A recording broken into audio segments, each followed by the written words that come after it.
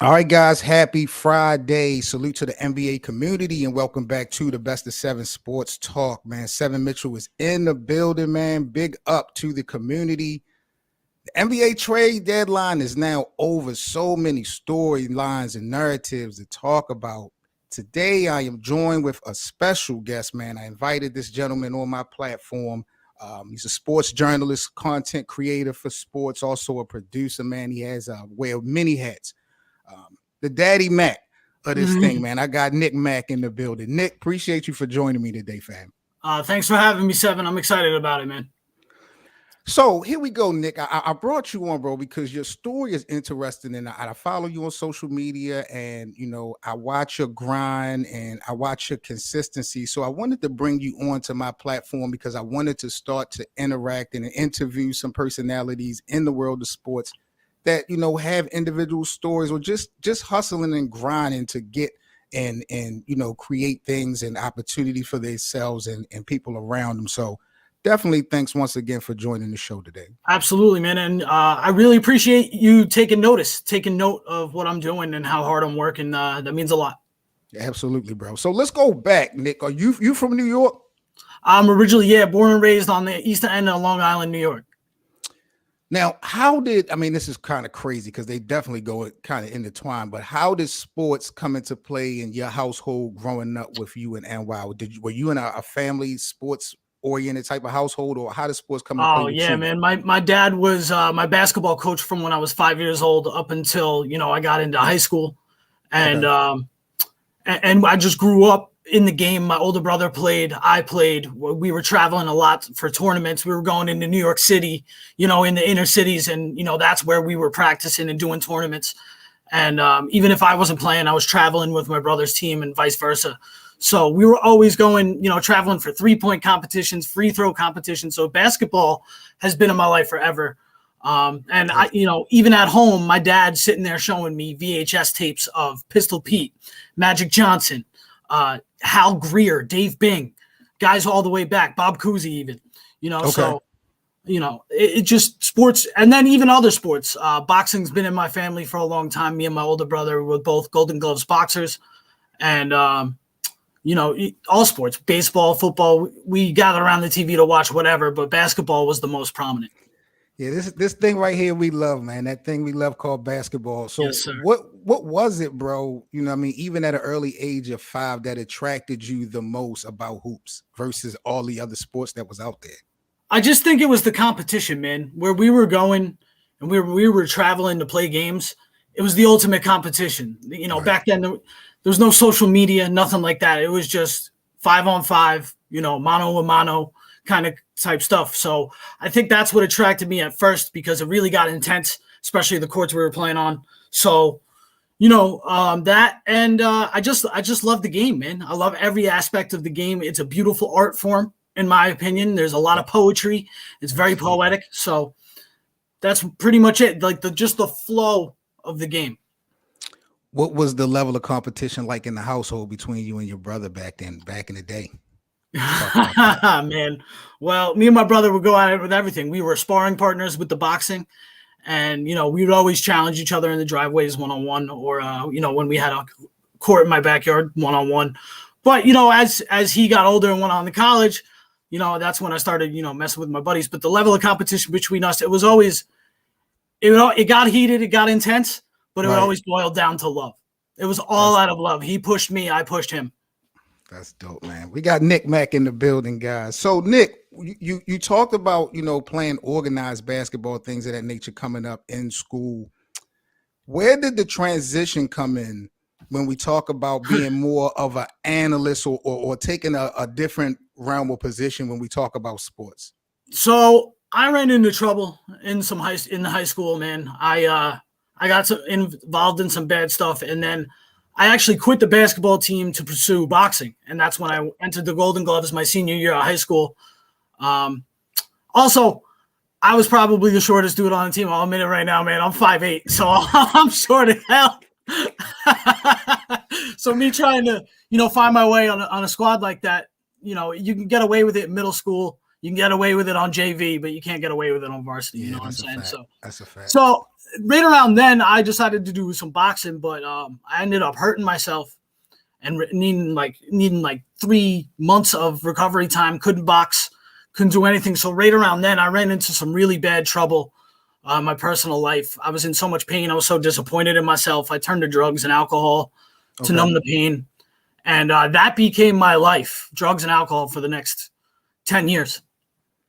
Now, how did sports, if at all, bring you out of that rut? Because you talked about earlier how sports, in a sense, when you look at it, it can mean so much things. It teach kids teamwork. It develops so many different things. It's not actually like what's actually happening on the court or on the field. So did sports or did basketball help you to, obviously, because you're back in the mix, but was that a key factor in how much of a role and impact did sports play in your bounce back?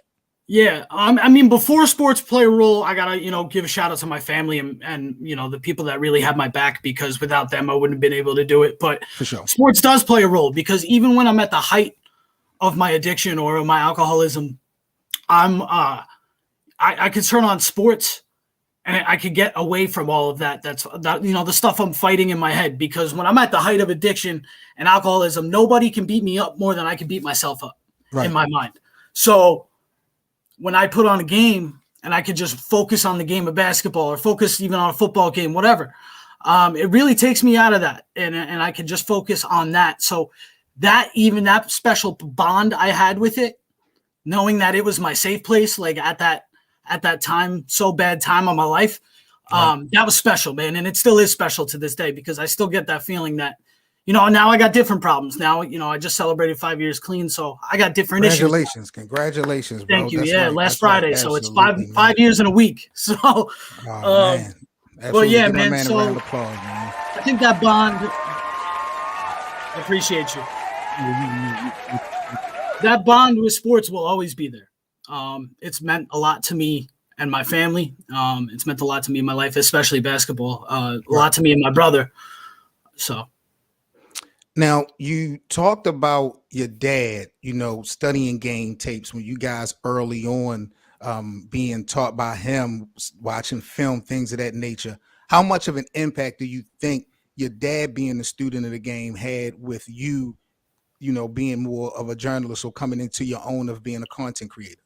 I think my dad has had my back throughout everything that went on with me. So he always pushed me to do what I wanted to do with my life. He always said, if you don't want to do this, if you commit to something, you better do it. And I'm going to make sure you see through it.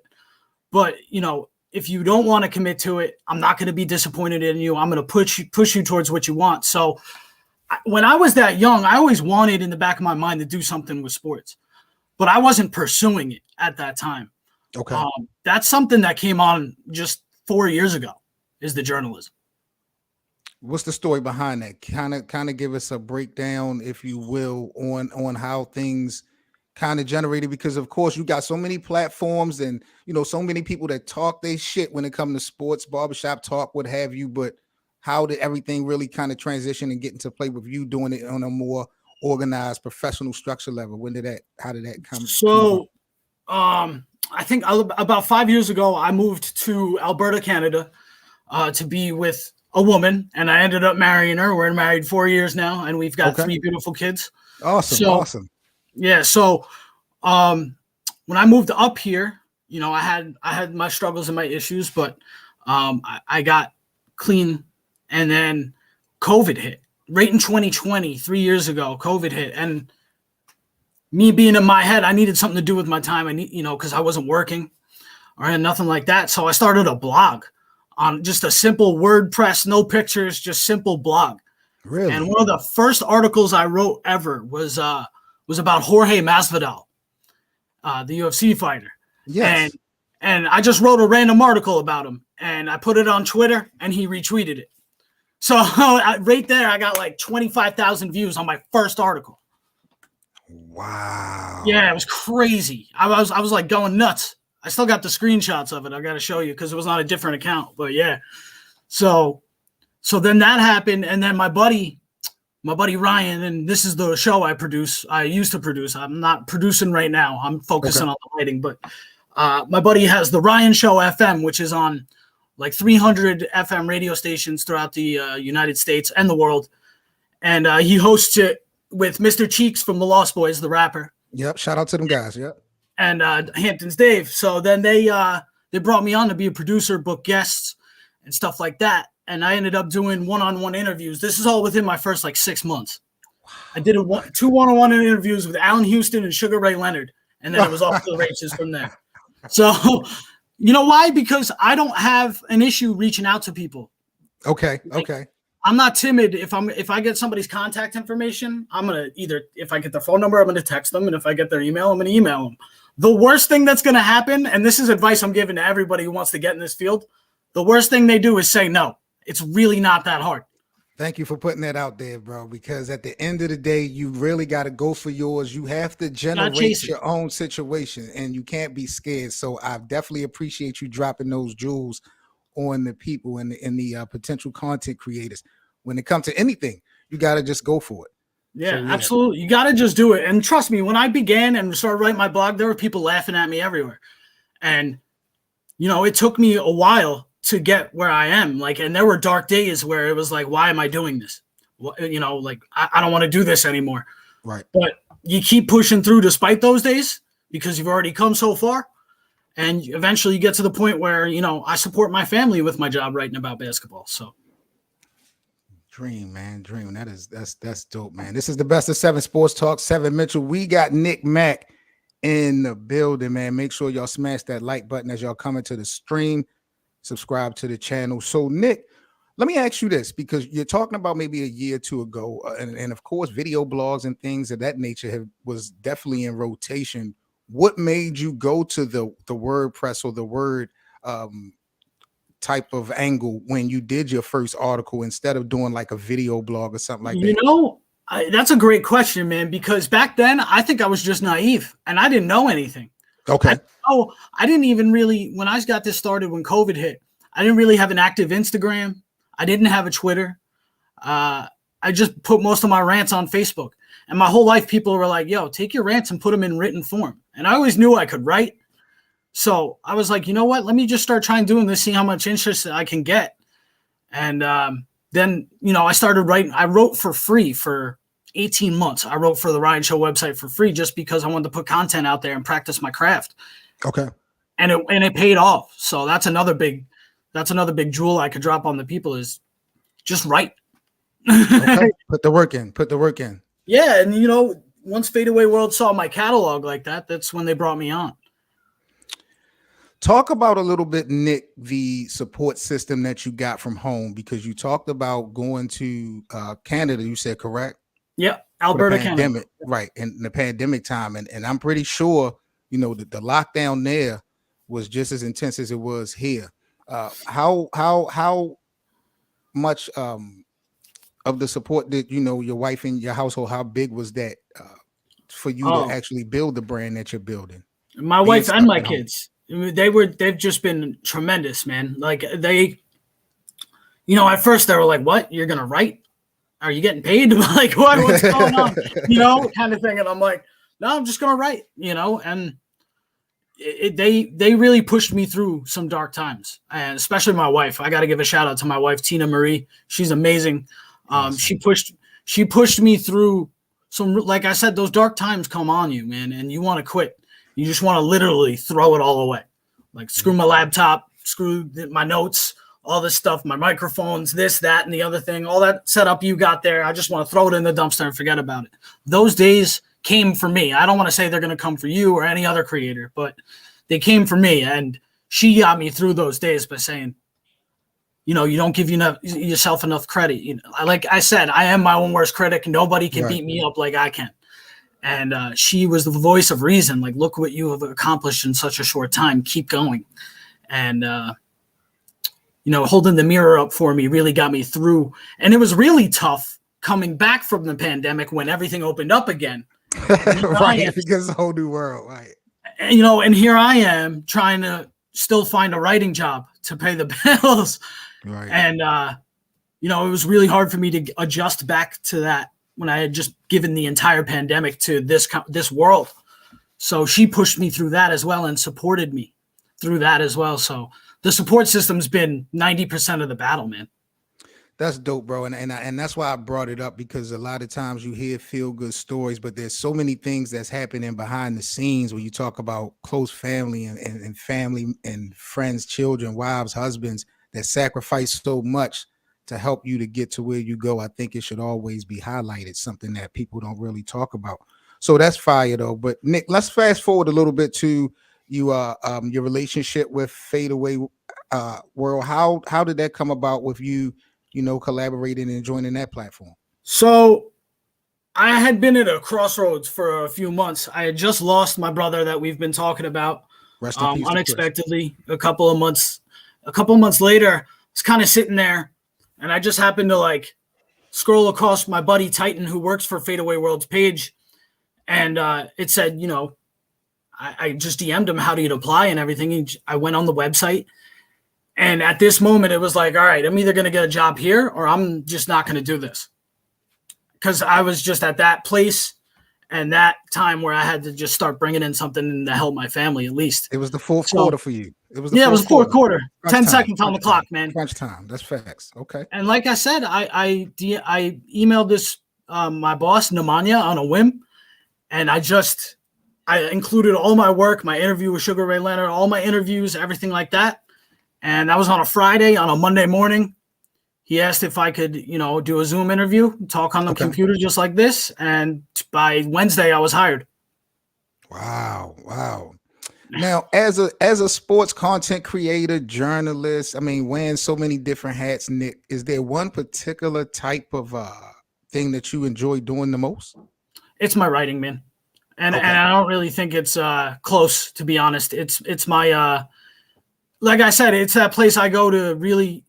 I got a lot of passion and love for the sport of basketball, man. And that's where I go to get it out. And it's really helped me grow. It's helped me grow as a person, grow as a professional.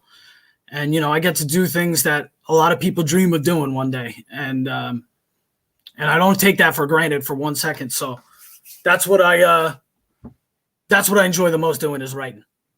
For sure. Dope. That's dope. What do you think separates your writing skills from other writers, columnists, things of that nature? Not to say that you're better or worse than anyone, but if you have any potential people that wants to, start checking out your work, what do you think kind of separates yourself from a lot of other people? Well, here's the thing. I can have my own opinions and introduce those opinions, but while keeping things unbiased. Okay. You know what I'm saying? Okay. I'm not here to trash anybody to prove that they're better than my favorite player. Just for reference, one of my favorite players ever is Gary Payton. I know that there's maybe 8 or 9 point guards all time that are better than Gary Payton, but so I don't have to trash those players to try to make Gary Payton seem better. You know what I'm saying? I got you. I could be fans of, I could keep it down the middle. And that's what I enjoy doing, because I respect all eras of the game. And that's something else that you're going to learn with me, is you're going to learn a lot about the eras that came before what we're just watching today. Well, you really segue into my next question that I wanted to get in with you, Nick. What's your thoughts and opinions about the old media versus new media? As far as the delivery of how, news is being delivered and things like that, do you see the change, and do you feel like it will be embraced when you don't have so many of the ESPN type of anchormen, delivering sports analysis and info? What do you think about old media versus new? I think it's a horribly volatile environment today, the sports media. I think that it seems like the hotter the takes, the more disrespectful you are, the bigger the paychecks. That's a fact. And I don't ride with that. And I know that's not. I know it's entertaining. I know people tune in to get either support those crazy arguments and crazy stances, or to fight against them. And that's what drives viewership, and that's what drives money. I get all that. But I don't ride with that type of style. But I think you see it on both ends of the spectrum. I mean, even look at two of the most famous TV analysts in the world are Nick Wright and Skip Bayless, and they're both horrible and horribly disrespectful on both ends of the GOAT debate. And I don't understand how it went from let's talk about the sport and the game and the numbers and the awards without disrespecting the game of basketball. And I think that's to the level it's at today. And I don't like it because you got more player stands that are willing to disrespect other players and their competition than you got real fans of the game. And it's the chase of that clout to me that makes it bad, because the negativity, the drama, and all that stuff that you had mentioned, it brings in more dollars, whether we're talking about storylines in the game or just people that's creating content, making shows and things of that nature. But I think it takes away from the actual quality of the sport, because now you see people like Stephen A. Smith and these other personalities who've got rich off of having these types of deliveries. Then you have these other amateur personalities that's coming up in the ranks, and they think that they can copycat that type of vibe and energy, and they think they're going to become an overnight success. And you just lose the total quality in the real analysts and those types of takes. So I think big picture wise is definitely bad for the sport. Yesterday, yeah, Russell Westbrook gets traded out of LA. It's just been a horrible up and down tumultuous time for Westbrook in LA, right? Yep. And yesterday, this guy, I don't know how to say his last name, but Dave whatever for ESPN, he says, once you get rid of a vampire and the vampire sucks the life out of a locker room, blah, blah, blah. The dude's already out the door. What are we doing? What are you doing? Like, let him go. He's gone. Everybody finally got what they wanted, and they got a pile on top of this man. Like it's been for like 3 years now. 2 years. And if he claps back, it's a problem. He's too emotional. Yeah, it's gotten to a crazy point, man, because I grew up with journalists that would ask the hard-hitting questions and get the hard-hitting answers, but they built a respect between them and the players. When you look at guys like Peter Vesey, he was as controversial as it gets. He made headlines all the time for clashing with players, but he still commands the respect. Like he doesn't command it, but he just draws the respect of so many, He stands on business. Peter Vesey's always stood on business. Absolutely. Exactly. Got to respect that. Got to respect that. Nick, you brought up the Lakers. I do want to ask you a couple of questions before we get up out of here, man. Let's do it. I know they won the championship in 2020. Some people can argue that the Lakers really wasn't relevant before LeBron came. But when you look at everything in hindsight, even though the chapter is not over, would you consider the Lakers LeBron experience a failure? I can't call it a failure with an NBA championship.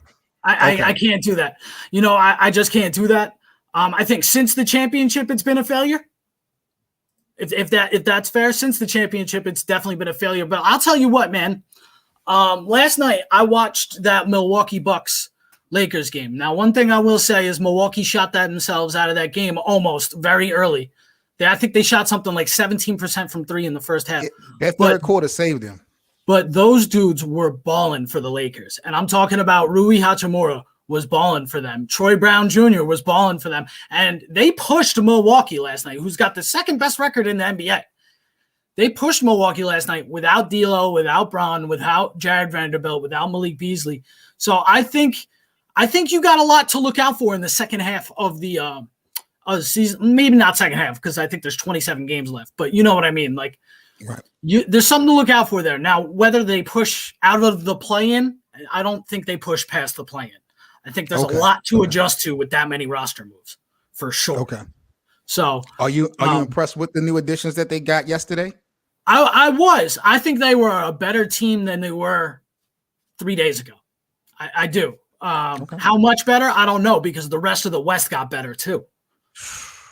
The rest of the West. I mean, look. I think Dallas is going to look really good with Luka and Kyrie, and I'm a Dallas fan, so I'm just defensively I'm worried. I was about to set you up for that. I was about to set you up for the alley-oop, because I wanted to ask you, I was going to show you this image, and I wanted you to tell me one word that comes to mind when you see this image right here. Potential. Because I know what they each are individually. I don't know. I just don't know what they are together yet. It's way too early for me to put a thing on that, but the potential, when I am saying that, is because it's through the roof, I think. When you got two guys who can finish, who can play make, who can get to the rim, get through the lane, like Luka and Kyrie can, and Kyrie, he's a great spot up shooter. So I think people forget that too. Like him playing off Luka is going to be crazy. So I think the rest of that lineup has a lot of work ahead of them. Tim Hardaway Jr., Christian Wood, Dwight Powell, they got a lot. I was so shocked to see Kyrie go to Dallas. Luka definitely needs help. You and me both. Defensively, do you feel like you guys are a suspect? Yeah, absolutely. I really do. Like, first of all, lack of size. Other than Dwight Powell and Maxi Kleber, you got Christian Wood, probably your tallest dude. Like, I don't know. Right. Got it. Now, yeah, but LeBron broke the all-time scoring record the other night. What's your thoughts on LeBron breaking the all-time scoring record? And is there still an argument or conversation about the greatest of all time in your opinion? I've been pretty adamant that I believe Jordan's the greatest basketball player of all time. I've been adamant about that my whole life.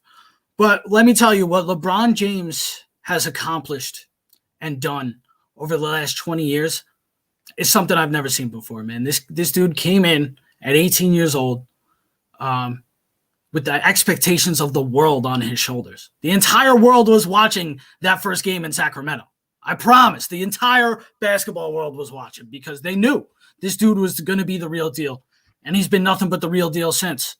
And if he gets 40, 10, 10, 40,000 points, 10,000 rebounds, 10,000 assists, that's fucking nuts. I'm sorry, excuse my language, but no. We unfiltered, uninterrupted here. All right, that's fucking nuts, man. And it makes the conversation a lot more close for me. I mean, look, I come off really emotional about the Jordan LeBron debate, and I get really heated really fast.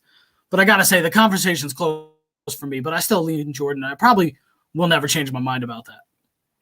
Well, I think the conversation is about to get a little bit more heated. I'm gonna keep it real with you because I got to talk to the bosses. Wait a minute, Nick. I need to find out from you because you stated that LeBron has done things that you have never seen anyone else do in year 20. I'm trying to explain. I'm trying to figure out what is it about Michael that makes him the GOAT to you. The height of their careers. You know what I'm saying? Jordan, once he got there in 1991.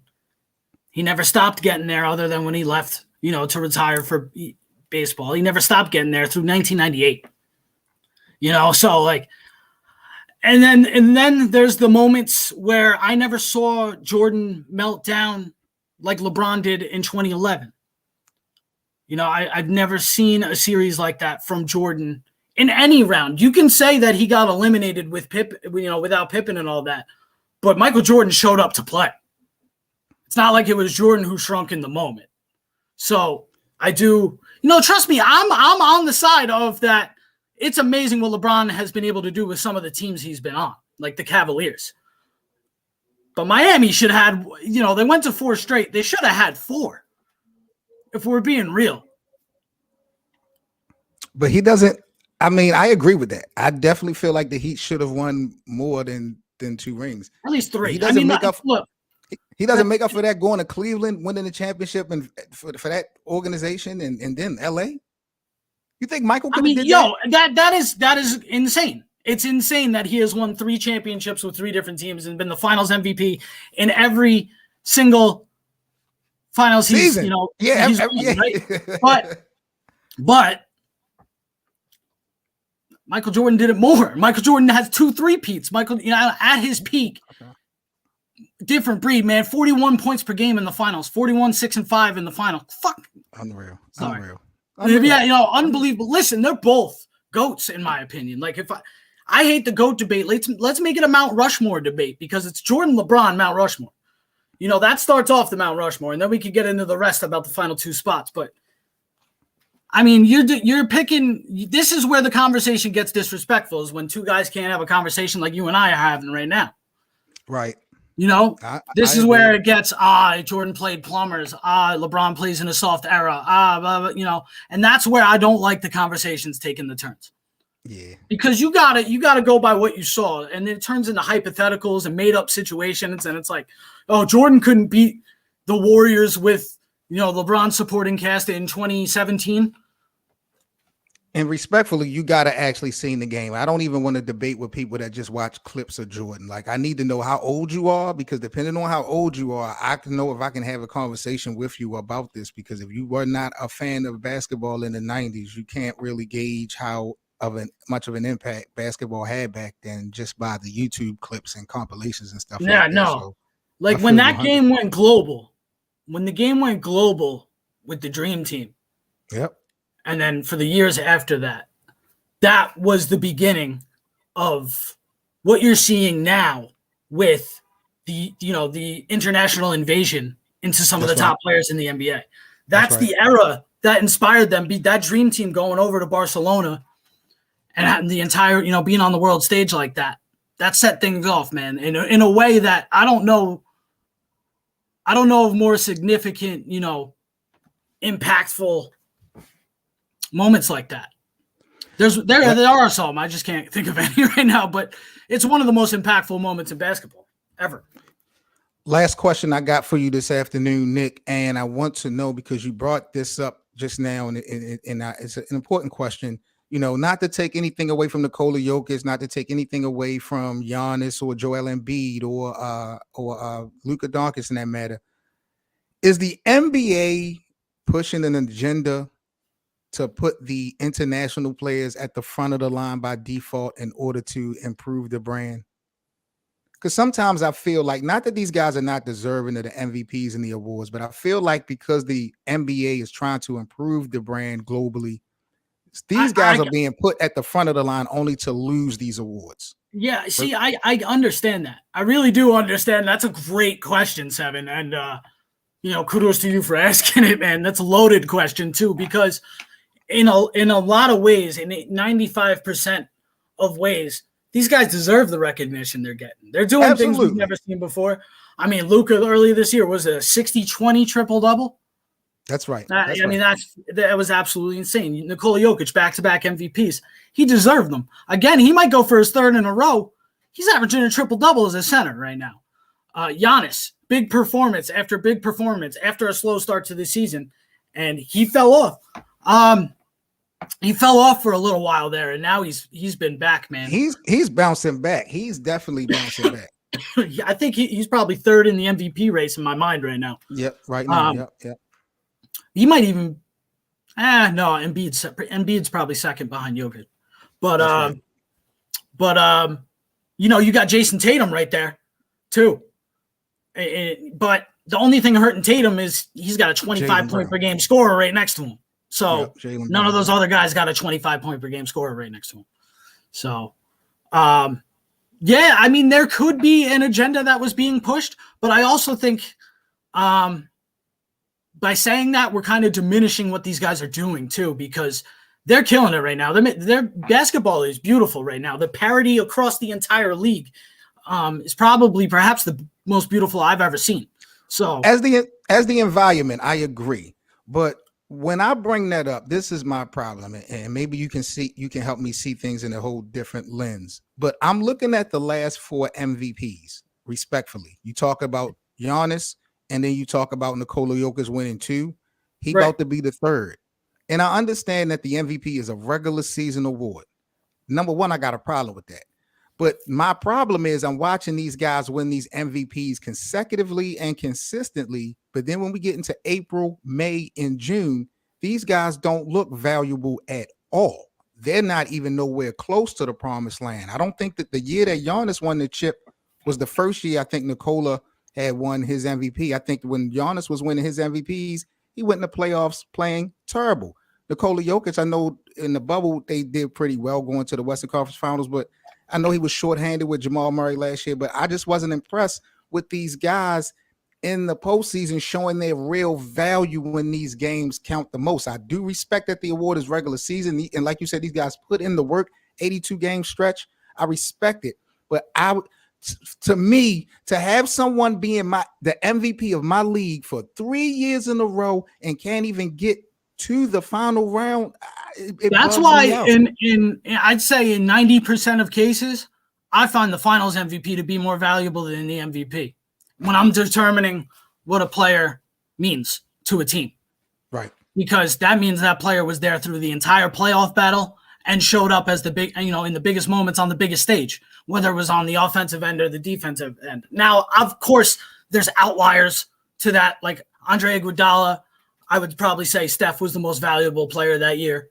Right. That, so, and he was the MVP of the league that year. So that's where it flips. But that's why I would actually put more emphasis on the finals MVP award than the MVP award because of that pattern. If you could get it done in the playoffs, you mean way more to me than somebody who dominated a regular season. Dope. All right, people, that is a wrap, man. Sports journalist from Fadeaway World. We had Nick Mack in the building. Nick, I appreciate you so much for joining me, man. Please let the people know where they can follow you at on social media before we sign off. So it's at MacDaddy NBA, MacDaddy NBA on all platforms. And Talking Smack with Mac on YouTube. I might be getting back into it, but go check out the channel. Let me know what you think on a couple of videos. And, I might give it a shot and have Seven be a guest on my show. What do you think, Sev? I'm on deck whenever you need me, bro. You already know. All right, Seven, I really appreciate you, taking notice of my work and want to have a basketball and life conversation with me, man. One thing I want to leave the people with, whatever it is, especially if it's sports journalism, go for it. Fuck it. Go for it, man. And commit to it. It's 3 years. Give yourself 3 years to get to where I've gotten because that's what it's taken me. And I promise you could get there too. Just put your all into it. You got this. I appreciate the gems, bro. Definitely salute to the day ones of the NBA community, man. This is Seven Mitchell with the Best of Seven Sports Talk. Appreciate you guys. Shout out again to everyone that joined the live stream. Big up to my brothers, Anthony, K Doze. I see y'all. Big up to you fellas. Make sure y'all smash that like button. Again, subscribe to the channel if you're new. Become a member of the Best of Seven Sports Talk. Join the membership now. And, of course, follow me on all social media platforms. I appreciate you guys' support. I hope you guys stay safe. Have a happy weekend. And I catch you guys on Monday. We are out. Peace.